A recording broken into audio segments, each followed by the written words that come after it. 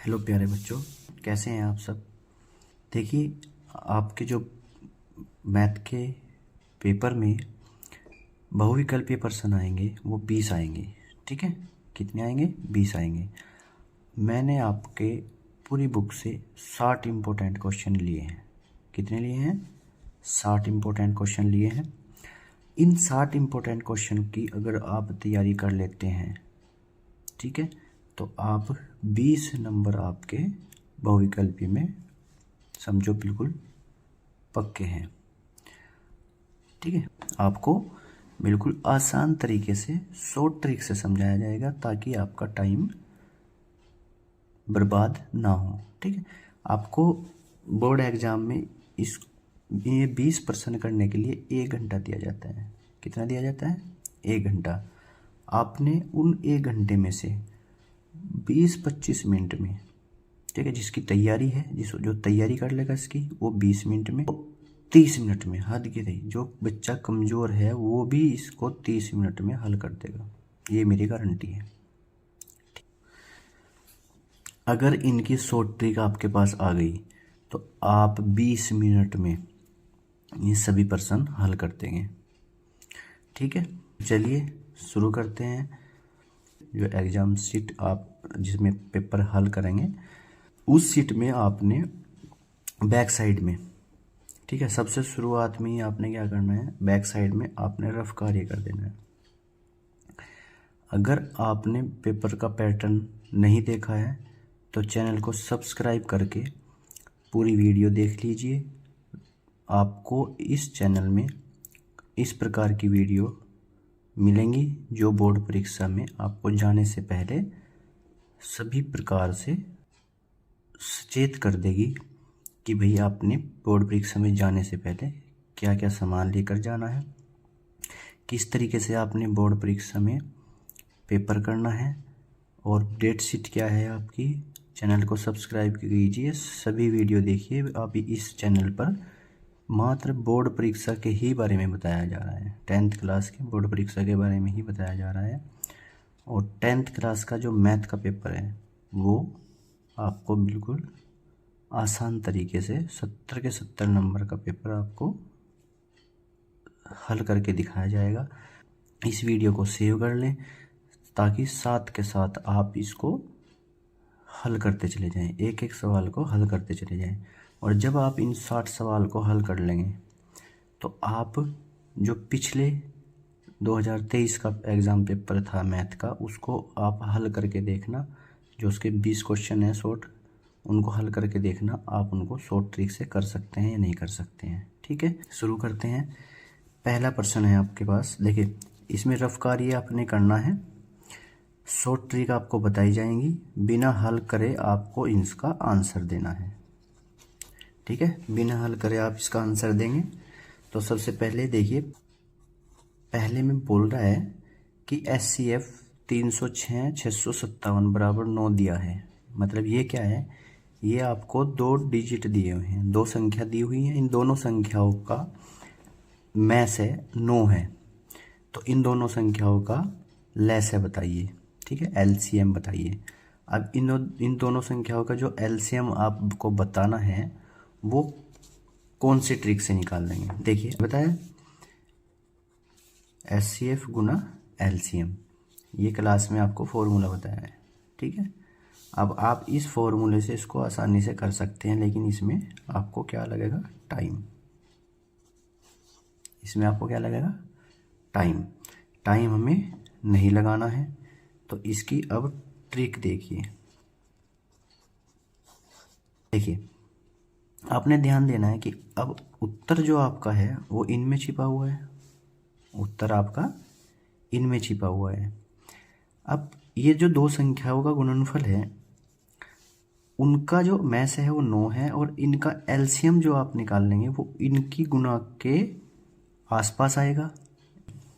जब हम 306 और 657 की गुणा करेंगे तो कितना टाइम लगेगा आपको, बहुत टाइम लगेगा। तो इसकी ट्रिक है कि हम देख लेंगे कि इसकी जो गुणनफल आएगा वो, उसमें जो डिजिट आएंगे वो 5 या 6 आएंगे। कितने आएंगे, 5 या 6। 5 या 6 डिजिट। अब हमें देखना है कि हमारे पास जो आंसर दिया हुआ है, आंसर लिस्ट जो दी हुई है, उनमें 5 या 6 के डिजिट वाले संख्या है वो है या नहीं है। वो हमारे पास 2 संख्याएं हैं, ये तो 3 की आ जाएगी, ये तो इसके आंसर नहीं होंगे। ठीक है, समझ में आया? ये इनके आंसर नहीं होंगे, ये तो पक्का फिक्स हो चुका है। अब आपने करना क्या है कि इसमें से और इसमें से, दोनों में से आपका आंसर एक है। ठीक है, कोई एक आंसर आपका है। अब वो एक आंसर किस प्रकार आपने करना है, देखिए ध्यान से। इन दोनों संख्याओं का डिजिट जोड़ लीजिए। देखिए, क्योंकि इस पे करने की जरूरत नहीं है, ये तो आपको समझा रहा हूँ मैं। आप ध्यान से देखेंगे कि भाई हमें इसका मैसे दिया हुआ है, यानी इनका लैसे निकालना है। तो जो इनका लैसे आएगा वो इन दोनों के गुणनफल को 9 से हमें डिवाइड करना है। 9 से हमें क्या करना है, डिवाइड करना है। 9 से डिवाइड करने के बाद हमारे पास आंसर आ जाएगा। अब इन दोनों संख्याओं को हम 9 से डिवाइड करेंगे। अब आप कहोगे सर 9 से डिवाइड करने में भी टाइम इतना ही लग जाएगा, इससे तो अच्छा गुना कर गई। तो 9 से डिवाइड करने का भी एक ट्रिक होती है। 9 से डिवाइड करने की ट्रिक क्या है, आप इनको ऐड कर लीजिए। जो ये डिजिट दिए हुए हैं ना हमें, 2 2 2 3 3 8, इनको ऐड कर लीजिए, जोड़ लीजिए। 2 और 2 4, 3 7 और 3 10 और 8 18, और इसको 9 से डिवाइड कर दीजिए। 9 दूनी 18। तो ये आंसर फिक्स हो चुका है कि ये आंसर है। लेकिन सेकंड आंसर भी हमें देखना है कि अगर वो 9 से कटेगा, क्योंकि ऐसे तुक्का तो नहीं फिट करके आना वहाँ पे, ट्रिक है तो इसका मतलब ये थोड़ी कि तुक्का फिट करके आना है, तुक्का नहीं फिट करना। आपने इन दूसरी संख्या को भी देखना है कि क्या वो 9 से कट रही है या नहीं कट रही है। अगर वो नहीं कट रही है तो फिक्स पहला आंसर है, और अगर कट रही है तो देखो आपको फिर उसका आंसर हल करके निकालना पड़ेगा, फिर तो टाइम देना पड़ेगा। लेकिन ऐसा नहीं होता है। अब आप देखिए, 2 2 3 4 0, 2 2 4 3 7 और 4 11, 11 और 0 11। क्या 9 से कटता है? 11 नहीं कटता। तो आंसर पहला बिल्कुल आपका सही है। समझ में आया? अब कितना टाइम लगा इसमें, देखिए कितना टाइम लगा। ये काम करना है बस आपने। ये जो चीज़ आपको समझाई है ना, ये जो चीज़ आपको समझाई है, ये आपको कुछ भी नहीं करना, क्योंकि जब आपसे आ जाएगा सिर्फ आपने ये काम करना है। ठीक है, दोनों संख्याओं का योग जोड़ना है। अगर वो योग दोनों इनको जो जितने भी एक सिंगल डिजिट दिए हुए हैं इनको जोड़ना है। अगर वो 9 से कटता है तो वही आपका आंसर है। समझ में आया? बस ये काम करना है। मुश्किल से आपकी 5 से 15 सेकंड लगेगी। ठीक है, चलो दूसरा क्वेश्चन देखिए। अब आप देखो, दूसरे प्रश्न में आपको बोल रहा है कि t² - 15 के शून्यांक बताने हैं आपने। इसके शून्यांक क्या होंगे? ठीक है, अब इसके शून्यांक क्या होंगे, सबसे पहले मैं आपको बताता हूँ इसका फॉर्मूला। अब देखो, ये द्विघात समीकरण है। क्या है? द्विघात समीकरण। इस द्विघात समीकरण को आप हल कर सकते हैं 2 तरीकों से। सबसे पहले आप इसको कर सकते हैं, ये t² है और इसको भी हम स्क्वायर के रूप में लिख सकते हैं, √15 का होल स्क्वायर। इसको 0 के बराबर लेके चल सकते हैं। अब अगर आपको एक फॉर्मूला याद हो a² - b² का, तो आप यहाँ पे लगा देंगे t - 15, t + √15 और t - √15 बराबर 0। तो t के आपके पास कितने मान आए? जो ये प्लस का 15 √15 है, ये उधर जाके कहीं का हो जाएगा माइनस का, और जो माइनस का √15 है ये उधर जाके किस चीज़ का हो जाएगा? प्लस के √15। ठीक है, तो आपके पास कितने मान आ गए हैं? ठीक है, 2 ± √15, ये आपका आंसर आ गया।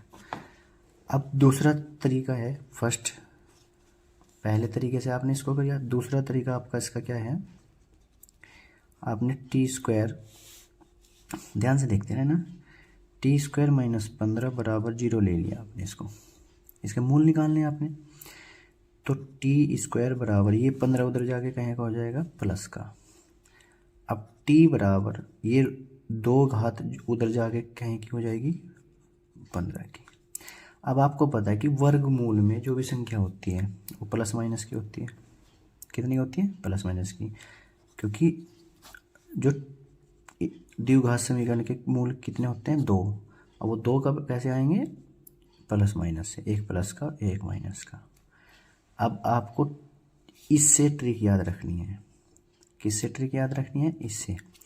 ट्रिक क्या है देखिए, अभी देखो इसमें भी टाइम लगा, इसमें भी टाइम लगा, और ट्रिक में आपको टाइम ही नहीं लगेगा। ये क्या दी हुई है आपको? द्विघात समीकरण। क्या दी हुई है? द्विघात समीकरण। अब ये चीज़ तो आप याद रखेंगे ना कि ये हमें द्विघात समीकरण, क्योंकि जिसकी 2 घात है तो द्विघात समीकरण है। जिस बहुपद की जितनी घात होगी उसके उतने ही हल होंगे, उसके उतने ही हल होंगे। तो टी के 2 घात है तो टी के 2 ही मान आएंगे। ठीक है, अब आपके पास तो मान तो एक ही है, तो इससे ही आपके 2 मान आएंगे। वो कैसे? सीधी सी बात है। अब 2 मान आएंगे तो यहाँ एक प्लस का आएगा, एक माइनस का आएगा। क्या आएगा? एक प्लस का आएगा, एक माइनस का आएगा, और ये स्क्वायर हट के रूट लग जाएगा, और जो भी संख्या यहाँ होगी वो यहाँ लग दीजिए। ये आपका आंसर। अब ध्यान देना है आपने कि अगर ये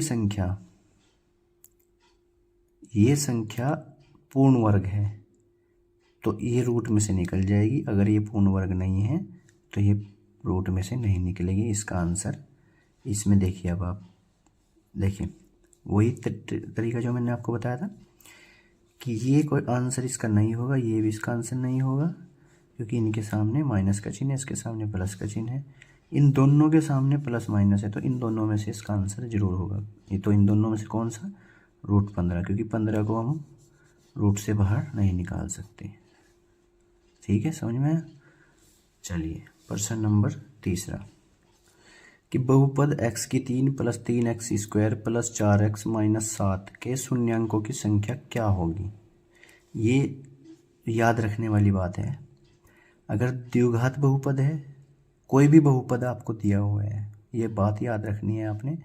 कोई भी बहुपद अगर आपको दिया हुआ है तो उसकी घात जितनी भी होगी, बहुपद की घात आपने पता है, बहुपद की घात जिस चर पद की घात सबसे ज़्यादा होती है वो बहुपद की घात होती है। तो इसमें सबसे बड़ी घात कौन सी है? 3। तो इसके शून्यांक भी कितने होंगे? 3। ठीक है, 4। अगर 4 घात वाला बहुपद है तो उसके 4 शून्यांक होंगे, शून्यांकों की संख्या 4 होगी। अगर 2 है तो 2 होगी, और 3 है तो 3 होगी। ठीक है, समझ में आया? तो ये तो आपको बात याद रखनी है। तो 2 नहीं है, 1/2 नहीं है, 3। इसकी घात कितनी है? 3। तो इसका आंसर 3। समझ में आया ना? बस ये चीज़ आपने याद रखनी है। देखिए प्रश्न नंबर 4, इसने कहा है यदि त्रिभुज ABC में कोण C बराबर है 3 कोण B के, ठीक है, और 2 गुना है कोण A + कोण B के, मतलब कोण C B के तो 3 गुना है, और कोण A और कोण B को जोड़ने के बाद उसका 2 गुना है। ठीक है, तो A का मान निकालना आपने। थोड़ा सा अटपटा सवाल दे दिया इसने, उलझाने वाला सवाल दे दिया, लेकिन बच्चा नहीं उलझेगा। क्यों नहीं उलझेगा? क्योंकि जब हम आपको इस उलझन से पहले ही बाहर निकाल देंगे तो आपको उलझने की जरूरत नहीं है। सिंपल सी बात है, अगर आप कोण C का मान निकाल लें तो कोण B का मान निकल जाएगा। ठीक है, कोण C का मान कोण B के मान से 3 गुना आएगा, तो कोण C के मान को 3 से भाग दे देंगे तो कोण B का मान आ जाएगा। अब जब आपके पास कोण C का मान है, कोण B का मान है, तो कोण A का तो मान ऑटोमेटिक निकल जाएगा। आसान है। तो आपको सबसे पहले लिखना है कि त्रिभुज के तीनों कोणों का योग कितना होता है? 180 डिग्री।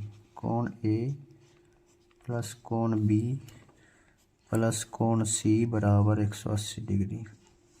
ठीक है, अब आपने क्या करना है, देखिए कोण A + कोण B क्या दिया हुआ है? कोण ए प्लस कोण बी अगर इसका 2 गुना हो जाए तो कोण सी के बराबर हो जाएगा, 2 गुना। ठीक है, अब आपके पास 2 है नहीं, ठीक है, 2 नहीं है ना, तो आपने क्या करना है, इसमें 2 से ऊपर 2 से गुणा 2 से भाग कर दिया आपने, ठीक है, प्लस कोण सी बराबर 180 डिग्री। अब ये चीज़ क्या बन गई आपके पास, यहाँ से क्या उठ के आया, ये और ये सेम है, और ये किसके बराबर है, कोण सी के। तो कोण सी बटे 2 प्लस कोण सी बराबर 180 डिग्री। यहाँ तक समझ में आया आपके। अब इसके बटे में 1 लगा के इसका एलसीएम आ जाएगा 2, और यहाँ पे कोण सी प्लस यहाँ पे 2 कोण सी बराबर 180 डिग्री। ये चीज़ समझ में आई। एलसीएम ये तो क्रॉस मल्टीप्लाई तो करनी आती है ना आपसे, इसके बटे में भी 1 लगाओ, क्रॉस मल्टीप्लाई कर दो, 1 सी है 2 सी है, कितने सी हो गए, 3 सी बराबर 180 गुना 2 360 डिग्री। इस 3 से यह कितनी बार कट जाएगा, कोण सी बराबर 12 × 36 120 बार। कोण सी का मान आपके पास कितना आ चुका है, 120। ये रफ कार्य कर रहे हैं आप। अब कोण सी देखिए, यहाँ इसने क्या कहा है कि जो कोण सी है, जो कोण सी है वो कोण बी का 3 गुना है। इसने बोला है कि जो कोण सी है वो 3 गुना है कोण बी का। कोण सी का मान आपके पास आ गया है 120, 3 कोण बी, 3 चौक 12, कोण बी का मान आपके पास क्या है 40। अब आपके पास त्रिभुज के 2 कोण हैं, एक 120 एक 40, 120 और 40 कितने हुए 160, ये 180 से कितने कम है 20, तो कोण ए कितना हुआ 20 डिग्री। ठीक है, तो इसमें उत्तर यह है 20 डिग्री। समझ में आया ना, कोई दिक्कत तो नहीं आई।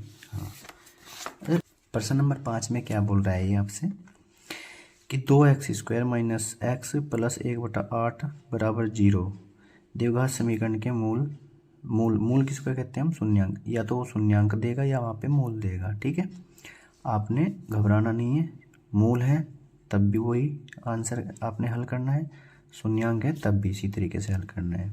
देखिए छोटी सी ट्रिक है इसमें, द्विघात समीकरण को आप हल करना आपसे आता है, द्विघात समीकरण को अगर आप हल करेंगे, अगर ये 2 नंबर में आ जाते हैं तो आपको उसको हल करके दिखाना है, और अगर आप अब ट्रिक लगानी है तो आप ट्रिक देख लीजिए।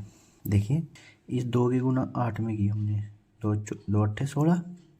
अब इसका जो वर्गमूल आएगा वो क्या आएगा 1/4। अब ये प्लस माइनस का आएगा, ये प्लस प्लस के आएंगे, ये चीज़ ध्यान देनी है। अब ये चीज़ ध्यान देने के लिए देखो ध्यान से, अगर आप समझ सकते हैं तो यहाँ माइनस है यहाँ प्लस है, यहाँ माइनस है यहाँ प्लस है, तो दोनों संख्याएं माइनस माइनस की हो जाएंगी और इधर आके प्लस प्लस की हो जाएंगी, तो इसका आंसर ये है। ठीक है, लेकिन मैं इसको आपको हल करके दिखाता हूँ। देखिए जैसे आपको दिया है 2x² माइनस एक्स प्लस 1/8 बराबर 0। इसको आसान तरीके से हल करते हैं हम। इसका एलसीएम हम क्या ले लेते हैं 8। जब हमने इसका एलसीएम 8 लिया तो 8 की गुना, यहाँ पे 8 नहीं है यहाँ पे 8 नहीं है, इन दोनों में ऊपर 8 की गुना हो जाएगी, 8 दूनी 16x² माइनस 8 एकम 8x प्लस 1 बराबर 0। जब हम इस 8 की गुना इस 0 से करेंगे तो 8 खत्म हो जाएगा, तो हमारे पास समीकरण बन के आएगी 16x² माइनस 8x प्लस 1 बराबर 0। अब आपको पता है द्विघात समीकरण के फैक्टर किस प्रकार करते हैं हम, 16 की गुना 1 में करेंगे, 16 एकम 16, 16 के ऐसे टुकड़े जिनका योग, यहाँ प्लस है तो योग और माइनस है तो घटा, जिनका योग 8 आ जाए, मतलब इसके फैक्टर करने हैं और जोड़ के 8 आना चाहिए। अब 4 चौक 16 होते हैं, अब 4 को 4 में जोड़ेंगे तो क्या आएगा 8, तो 4 4 आ जाएंगे, तो 16x² माइनस 4x और माइनस 4x प्लस 1 बराबर 0। अब ये माइनस माइनस क्यों आया है, क्योंकि माइनस के 4x और माइनस के 4x ही तो 8x होते हैं माइनस के, समझ रहे हैं।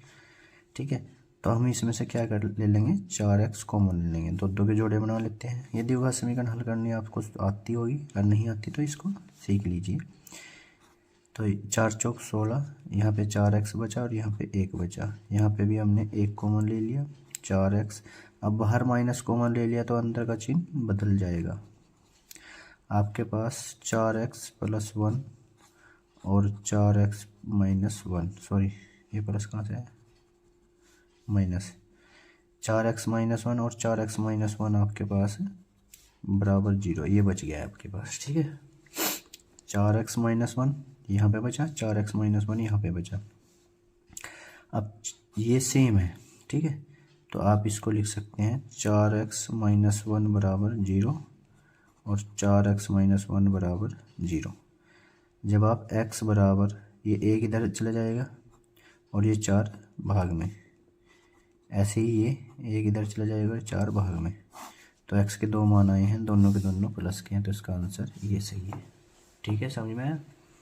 और मैंने पहले ही आपको बता दिया था कि इसको अगर आप देखिए 8 दूनी 16, 16 का वर्गमूल, लेकिन 1/4 प्लस माइनस का आएगा या प्लस प्लस का आएगा, ये इसमें थोड़ी सी उलझन थी। ठीक है, अब आपको मैंने वैसे भी बता दिया, अगर ये सवाल आता है तो ये ध्यान रखना है कि अगर यहाँ माइनस है और यहाँ प्लस है तो आपने बस प्लस प्लस के 1/4 पर लगा देना है। ठीक है, अब आपके पास है प्रश्न नंबर 6।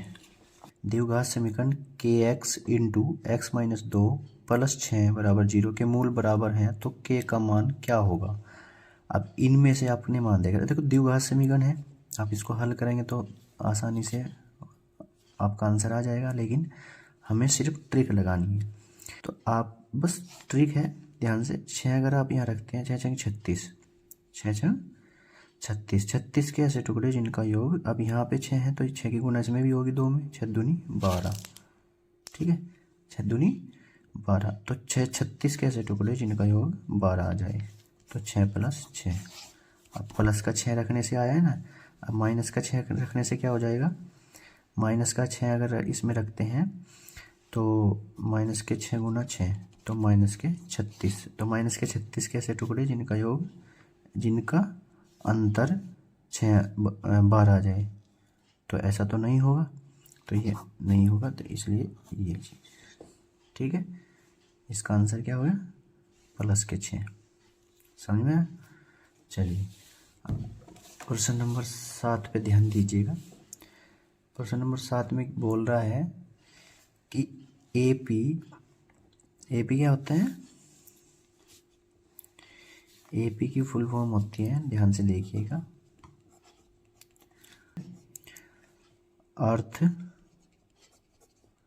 Arithmetic progression. ठीक है, AP की फुल फॉर्म क्या होती है, अर्थमेटिक प्रोग्रेशन, समांतर श्रेणी, समांतर श्रेणी। अब इसने बोल रखा है कि AP 0.6, 1.7, 2.8, 3.9 के लिए सार्वंतर क्या होगा, सार्वंतर D का मान पूछ रहा है। तो आपको पता है D बराबर होता है A2 - A1। ठीक है, A2 - A1, इसको आपको मान रख देना है बस आपने। A2 क्या है आपके पास 1.7 और A1 कितना है आपके पास 0. ये पहला पद होता है, ये दूसरा पद, ये तीसरा, ये चौथा। अगर आप दूसरे पद में से पहला पद घटाएंगे तो D आएगा, अगर तीसरे में से दूसरा घटाएंगे तो D आएगा। ठीक है, ये पहला पद A होता है, तो आपने घटा देना है, 7 में से 6 गए 1 और 1 में से 0 गया 1, 1.1, देखो 1.1 कहीं इसमें है, ये रहा, ये आपका आंसर। ठीक है, समझ में आया। अब प्रश्न नंबर 8 देखिए, AP इतने का 11वां पद क्या होगा। 11वां पद देखिए, 11वां पद निकालने के लिए आपको सिंपल सी बात है, आपके पास A होना चाहिए, A आपके पास -3 है और D आपके पास, देखिए जब आप -1/2 में से -3 घटाएंगे तो आपके पास आएगा, देखो -1/2 -3। अब जब 3 घटाएंगे तो +3 हो जाएगा ये, ठीक है। तो 2 तिया 6, 6 में से 1 गया, 5/2। आपके पास ए का मान है, आपके पास डी का मान है। तो आपको 11वां पद निकालने के लिए ध्यान रखना है, ठीक है। 11वां पद निकालने के लिए ध्यान रखना है, ए तो सभी में आएगा, ठीक है, प्लस 11वां पद निकालना है तो 10 गुना डी, 12वां पद निकालना है तो 11 गुना डी, एक कम गुना डी रखना है आपने, ठीक है। ए का मान -3 प्लस 10 गुना डी का मान आपके पास 5/2, 2 पंजे 10, -3 प्लस 5 पंजो 25, 25 में से 3 गए 22, इसका आंसर आ जाएगा 22, ठीक है। समझ में आया। वैसे अगर इस तरीके का सवाल आता है, 11वां पद पूछता है, अगर यहाँ 2 है तो ट्रिक आजमाने के लिए 11 दूनी 22, बस दिमाग में है। अगर इस तरीके का सवाल आ जाता है, क्योंकि याद कैसे रहेगा वहाँ पे, आप देखेंगे ओ यार ये सवाल मैंने किया था लेकिन ये नहीं पता कैसे किया था, क्योंकि ये चीज़ आप भूल सकते हैं, लेकिन ये नहीं भूलेंगे कि हाँ यार यहाँ पे लास्ट में 2 था और यहाँ पे 11वां पद, 11 दूनी 22, 22 पे आंसर लगा के 1 सेकेंड 2 सेकेंड में आपने आंसर दे दिया, ठीक है। अब देखिए प्रश्न नंबर 9। प्रश्न नंबर 9 में आपको दिया हुआ है उसने कि जो एपी है, एपी का 17वां पद उसके 10वें पद से 7 अधिक है, डी का मान निकालना है। अब बच्चे इस सवाल में उलझ जाएंगे, तो आपको उलझना नहीं है, आपने ध्यान से देखना है कि यहाँ दिया हुआ है 17वां पद उसके 10वें पद से 7 अधिक है, इसी को पकड़ लो, ठीक है, इसी को पकड़ लो आप, इसी से आपका आंसर आ जाएगा। और कुछ बच्चे जिसके पास नहीं आएगा, वो कुछ बच्चे तुक्का लगा के आएंगे, ओ 7 अधिक है तो 7 इसका आंसर, या 7 अधिक है तो x+7 इसका आंसर। नहीं, ये चीज़ नहीं करके आनी, बस मात्र आपको 30 सेकंड में इसको सवाल को कर देना है। कैसे करना है देखिए ध्यान से, आपको दिया है 17वां पद, इधर लिख दीजिए आप 17वां पद, बराबर इधर लिख दीजिए आप 10वां पद। 17वां पद और 10वां पद कब बराबर होंगे, जब उसने कहा है कि 17वां पद उसके 10वें पद से 7 अधिक है, ये अधिक है, 17वां पद अधिक है 10वें पद से, तो बराबर करने के लिए या तो इसमें से 7 घटा दो या इसमें 7 जोड़ दो। बताओ समझ में आया ना, ये बराबर हो गया ना, 17वां पद और 10वां पद, अगर हम इसमें 7 जोड़ दें तो बराबर हो गया।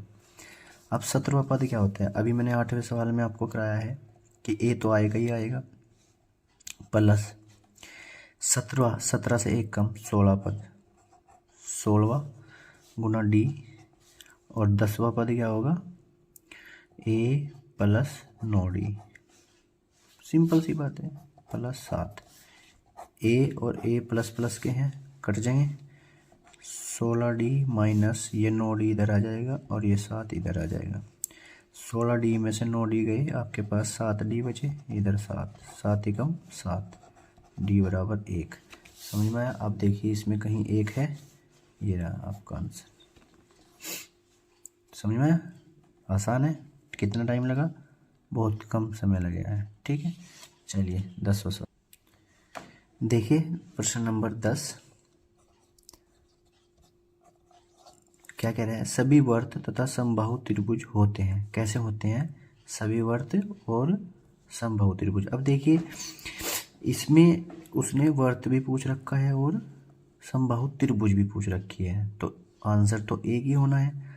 अब वर्त कैसे होते हैं, देखिए जैसे कि ये वर्त है,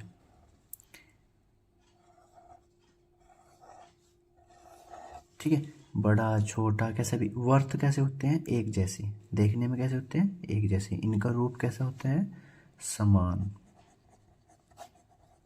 ये समान रूप के होते हैं, ठीक है। अब समबाहु त्रिभुज किनको कहते हैं, जिनकी भुजाएं समान होती हैं। जिनकी भुजाएं समान होती है, मतलब ये भुजा ये भुजा ये भुजा इनकी समान होगी, ये भुजा ये भुजा ये भुजा समान होगी। तो ये कैसी त्रिभुज हुई? समबाहु त्रिभुज। लेकिन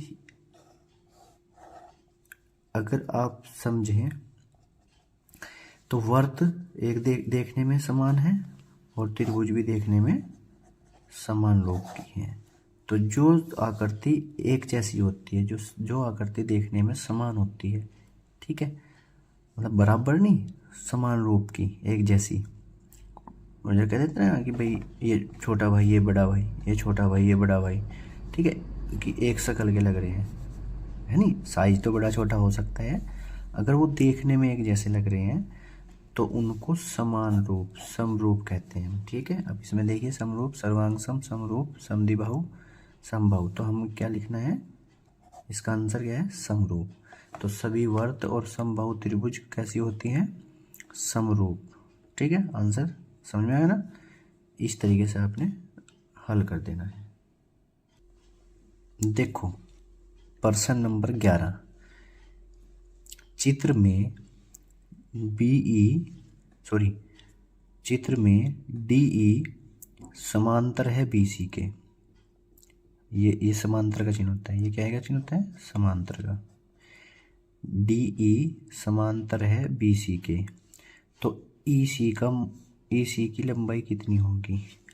आपको ये त्रिभुज दी हुई है ABC, ठीक है, त्रिभुज दी हुई है ABC, इस तरीके से वहाँ पे भी आपको पेपर में डायग्राम दे के रखेगा, उसमें समझना है।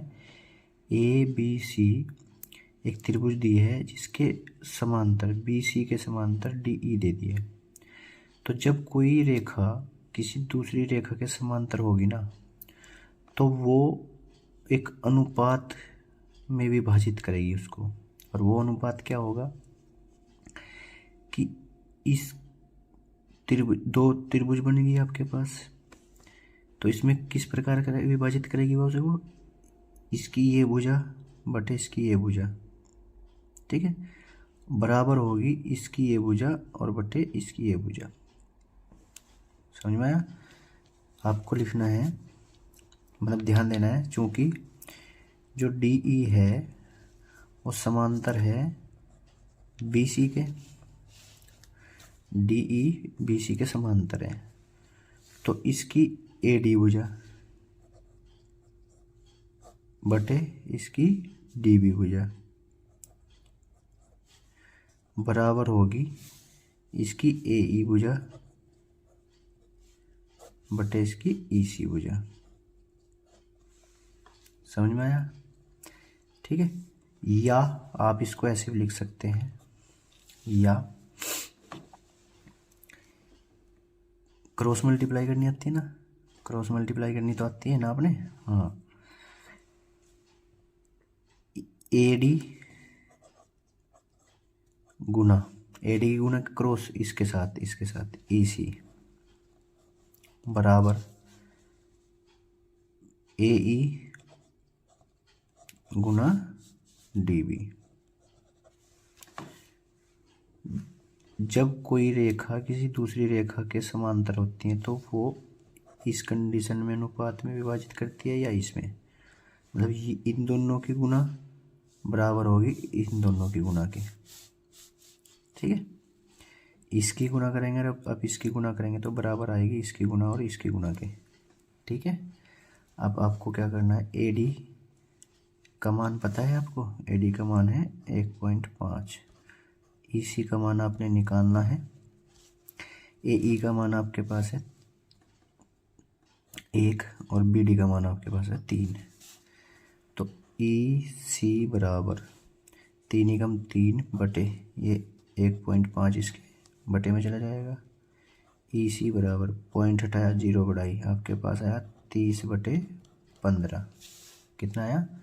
30/15, 15 दूनी 30, इसमें आंसर 2 होगा, उसका आंसर आप टिक लगा दीजिए 2 सेंटीमीटर, ठीक है। कोई दिक्कत आई? नहीं आई।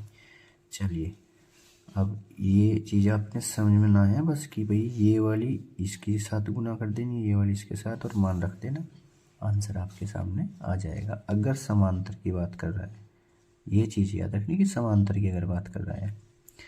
ठीक है, तो चलिए देखिए प्रश्न नंबर 12। यदि त्रिभुज DEF और त्रिभुज PQR समरूप हों तो कोण P का मान ज्ञात कीजिए। ये दो चित्र दिए हुए हैं, ये दो त्रिभुज दी हुई हैं आपको, DEF और PQR। इन दो त्रिभुजों को बोला है उसने कि ये कैसी हैं, समरूप। देखो कितना आसान सवाल दिया है, लेकिन उन बच्चों के लिए जिनको त्रिभुजों की समरूपता की पहचान है। दो त्रिभुज जब समरूप होंगे यदि उनके कोण बराबर हो या उनकी भुजा बराबर हो। ठीक है, अगर किसी दो त्रिभुज की दो भुजाएं बराबर हो जाए, एक कोण बराबर हो पता चल जाए, तो वे समरूप होंगी। और अगर वे समरूप हैं तो उनके तीनों भुजाएं बराबर होंगी और तीनों कोण बराबर होंगे। ठीक है, अब ध्यान दीजिएगा, यहाँ ई कोण क्यू के कोण के बराबर दिया हुआ है इसने। कोण ई बराबर कोण क्यू, और त्रिभुज समरूप है तो कोण एफ बराबर होगा कोण आर के। अब जब दो कोण बराबर हैं तो तीसरा कोण भी बराबर होगा। ठीक है, कोण डी बराबर होगा कोण पी के। तो कोण डी कितना है आपके पास 70, कोण पी कितना हुआ आपके पास 70। ठीक है, बस कितना आसान सवाल था, लेकिन समरूपता की पहचान अगर आपको है तो कोण डी कोण पी के बराबर होगा। कोण डी का मान 70 है तो कोण पी का मान भी 70 होगा। ये आपका आंसर। ठीक है, समझ में आया? चलो देखिए प्रश्न नंबर 13। दो समरूप त्रिभुजों की भुजाएं 4:9 के अनुपात में हैं। इन त्रिभुजों के क्षेत्रफल का अनुपात ज्ञात कीजिए। एक त्रिभुज की भुजा आपको 4 दी हुई है और एक त्रिभुज की भुजा आपको 9 दी हुई है। ठीक है, उनका अनुपात 4:9 के अनुपात में है। वो कह रहा है कि त्रिभुज के क्षेत्रफलों का अनुपात ज्ञात कीजिए। देखो, जिसको त्रिभुज के क्षेत्रफल का फॉर्मूला याद है वो मात्र 5 सेकंड में इसका आंसर दे देगा। इसका आंसर क्या, त्रिभुज का क्षेत्रफल क्या होता है, भुजा का वर्ग। ठीक है, बस आपको इनका वर्ग कर देना है। 4 चौक 16, 9 9 81। देखो कहाँ है, 16:81 है आपका आंसर। ठीक है, समझ में आया? चलो अगला क्वेश्चन देखिए। देखिए प्रश्न नंबर 14 है। त्रिभुज ABC और त्रिभुज BDE दो समबाहु त्रिभुज इस प्रकार हैं कि D भुजा BC का मध्य बिंदु है।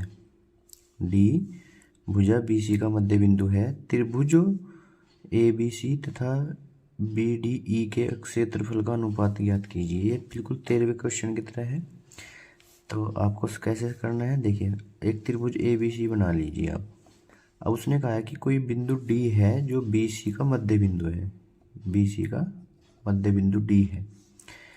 ठीक है, तो इस D के द्वारा BDE कोई समबाहु त्रिभुज बनी है। BDE कोई समबाहु त्रिभुज है। अब जो ये इसका BC का मध्य बिंदु है, ये इसको क्या करेगा, दो भागों में विभाजित कर देगा। ठीक है, कितने भागों में, 2 भागों में विभाजित कर देगा, हाफ हाफ भागों में विभाजित कर देगा। तो हम इसको मान लेते हैं ये 2 है। ठीक है, तो ये इसको क्या कर देगा 1। ये कितना हो जाएगा 1, ये कितनी हो जाएगी 2, BC 2 हो जाएगी तो ये 1 हो जाएगा। ठीक है, अब त्रिभुज की भुजाओं का अनुपात बराबर 2:1। उनके क्षेत्रफलों का अनुपात निकालना है। क्षेत्रफल का अनुपात क्या होगा, भुजाओं के अनुपात का वर्ग 4:1। तो इसमें 4:1 आपका आंसर। ठीक है, समझ में आया? तो चलिए देखिए प्रश्न नंबर 15। यदि त्रिभुज ए बी सी में ए बी बराबर 6√3 सेंटीमीटर, ए सी बराबर 12 सेंटीमीटर और बी सी बराबर 6 सेंटीमीटर है, कोण बी ज्ञात करना है। देखिए आपको भुजाएं दी हुई है और कोण आपको ज्ञात करना है। तो ध्यान देना है कि बी सी ए बी, आप सबसे पहले एक त्रिभुज बना लीजिए जी। ये प्रश्न नंबर 15 है। ए बी सी हमने एक त्रिभुज बना लिए। इसमें ए बी 6√3 दिया हुआ है आपको, ए बी ये वाला 6√3, बी सी आपको दिया हुआ है 6 सेंटीमीटर और ए सी आपको दिया हुआ है 12 सेंटीमीटर। अब अगर ये त्रिभुज पाइथागोरस प्रमेय से समकोण साबित होती है कि ये त्रिभुज समकोण है, तो जो बी कोण है वो 90 डिग्री का होगा। जो बी कोण है वो 90 डिग्री का होगा। तो पाइथागोरस प्रमेय आपको याद है,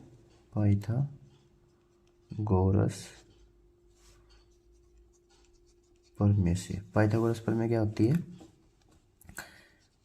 कर्ण का वर्ग बराबर लंब का वर्ग प्लस आधार का वर्ग, ये पाइथागोरस प्रमेय होती है। ठीक है, कर्ण आपके पास क्या है? 12 का वर्ग बराबर होना चाहिए आपका, लंब आपके पास है 6√3 का वर्ग प्लस आधार आपके पास है 6 का वर्ग। अब 12 का वर्ग 144 होता है, 6 का वर्ग 6 36 और √3 का वर्ग 3, 36 दिया 108 प्लस 6 36। अब 144 बराबर 108 और 36 कितने होते हैं? 8 और 6 14, 14 का 4 का सी लगे 1, 3 और 0 3 और 1 4, 144। तो इससे क्या हो रहा है कि ये पाइथागोरस प्रमेय है, तो इसलिए बी बराबर 90 डिग्री। देखो सी को ऑप्शन आपका सही है। ठीक है, समझ में आया? चलिए देखिए प्रश्न नंबर 16। मूल बिंदु पर x अक्ष तथा y अक्ष की दूरी कितनी होती है? ठीक है, मूल बिंदु पर जैसे ये x अक्ष होती है, ये y अक्ष होती है, x डैश y डैश। तो ये मूल बिंदु होता है यहाँ का, इसका क्या होता है? मूल बिंदु। तो ना ये x अक्ष चला ना ये y अक्ष चला, तो यहाँ 0,0 होती है। ठीक है, सिंपल सी बात है, 0,0। प्रश्न नंबर 17। बिंदु इतने और इतने के बीच की दूरी क्या होगी? देखो आपको दो बिंदु दिए हुए हैं, ए बी और -a और -b।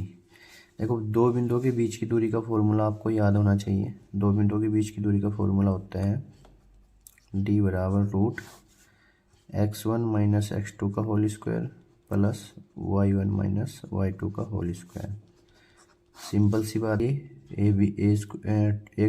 एक ए तो 2a स्क्वायर हो गया और एक बी ए 2b स्क्वायर होगा। अब आपने क्या करना है, इसमें से 2 दूनी 4a स्क्वायर प्लस 2 दूनी 4b स्क्वायर, 4 इसमें से कॉमन आके बाहर आ जाएगा, 2√4 का वर्गमूल 2 a square plus b square, ये आपका आंसर होगा। ये रहा 2√a square plus b square मात्रक। ठीक है, समझ में आया? चलिए देखिए प्रश्न नंबर 18।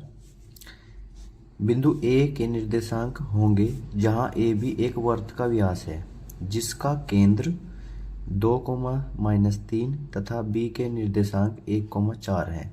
देखो सवाल को पढ़ने के बाद आपको याद रखना है कि हमें दिया क्या है। हमें दिया हुआ है एक वर्त, तो सबसे पहले हम एक वर्त बना लेते हैं।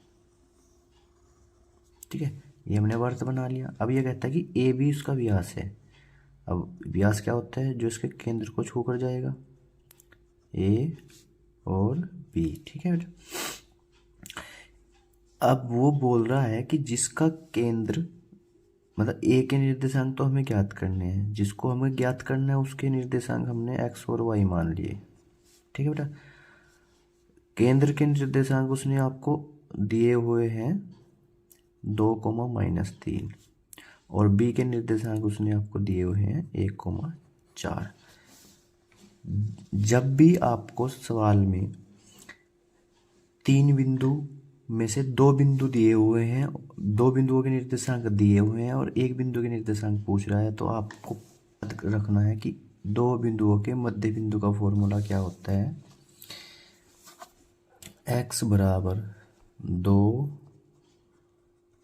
बिंदुओं के मध्य बिंदु का सूत्र। 2 बिंदुओं के जो मध्य बिंदु के निर्देशांक अगर आपको निकालने हैं तो उसका फॉर्मूला होता है x बराबर x1 प्लस x2/2 और y बराबर y1 प्लस y2/2, ठीक है। बीच की दूरी का फॉर्मूला पहले उसमें बताया था आपको 17वें सवाल में, और इसमें है मध्य बिंदु की निर्देशांक निकालने का फॉर्मूला। बस 3 बिंदु आपके पास हैं, 2 बिंदु आपके पास है, तीसरा बिंदु निकालना है, तो इसी फॉर्मूले पे आपको रखना है। तो इसको आपने x और y मान लिया, ये आपका x1 सॉरी ये x1 और ये y1 हो गया, ये x और ये y हो गया आपके पास, और ये x2 y2 हो गया, ठीक है। समझ में आया? तो ये x1 y1 हुए, ये xy हुए और ये x2 y2 हुए। तो आपने सिर्फ मान रख देने हैं। देखो x की जगह आपको क्या दिया है 2, x1 आपके पास कितना है निकालना है, x2 आपके पास कितना है 1/2, y आपके पास कितना है -3, y1 आपको निकालना है और y2 आपके पास कितना है 4/2, ठीक है। इसके बटे में 1 लगाओ, इसके बटे में क्रॉस मल्टीप्लाई, 2 दूनी 4, ठीक है। समझ में आ रहा है ना? 2 दूनी 4, x1 + 1, 3 दूनी 6, y1 + 4। अब देखिए x1 बराबर ये 1 इधर आके घट जाएगा 3, और y1 बराबर ये 4 इधर आकर इसमें से ये 4 इधर आके क्या हो जाएगा, ये 4 इधर आके क्या हो जाएगा माइनस का, तो माइनस के 10, ठीक है। ये 4 इधर आके क्या हो जाएगा माइनस के 10, और ये x1 बराबर 3, ये 1 इधर आकर घट जाएगा और ये 4 इधर आकर जुड़ जाएगा माइनस के 10, तो एक निर्देशांक क्या आ जाएंगे -10, ठीक है। तो 3 -10 देखिए कहाँ पे है, ये रहा, बी आंसर है, ठीक है। प्रश्न नंबर 19 में बोल रहा है कि यदि 15 कोट ए बराबर 8 तो आपको सेक ए का मान ज्ञात करना, ठीक है। सिंपल है, लंबटे कर्ण की तरीके से पाइथागोरस प्रमेय लगाइए आप इसमें, लेकिन इसको आसान तरीके से हम आपको करके दिखाते हैं। देखो ये हुआ है आपको जो दिया हुआ है, आप इसमें लिख दीजिए कोट ए बराबर 8/15, ये 15 इसके बटे में आ गया। कोट क्या होता है आधार बटे लंब।